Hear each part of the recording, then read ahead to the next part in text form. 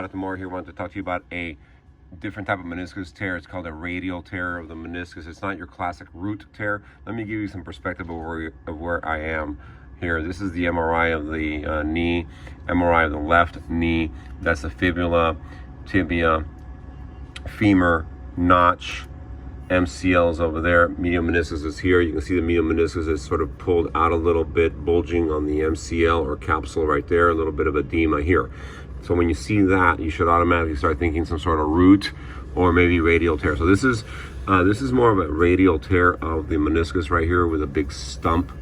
There's a stump that's still remaining attached to the actual bony attachment over here, but there is a radial tear over here. But this is what I want to talk about here. When you have a radial tear of the meniscus, even though it doesn't sound as bad as a root tear, it is equally as bad. What that basically means is that as soon as this tear happens, which is like taking a pair of scissors and going snip, the meniscus gets spit out like a pea out of a pod. And once it does that, it gets spit out, bulges on the capsule or MCL over here, and now it doesn't function. So when weight bearing occurs and there's axial load, downward load, once again to remind you, this is the femur. There it is, femur. So when weight bearing happens and there's a downward force this way, downward force this way, because it's no longer attached, because it was cut here, radial tear, the meniscus gets pushed out, boom, and you get bone marrow edema or a failure of the trabecular bone here. So what I'm really trying to impress upon folks here, especially orthopedic residents in training, is radial tears are bad, and just because it says radial tear and not root tear, in the end, from the terms of function or dysfunction, if you will, it's the same. So the trick is you got to get that meniscus back.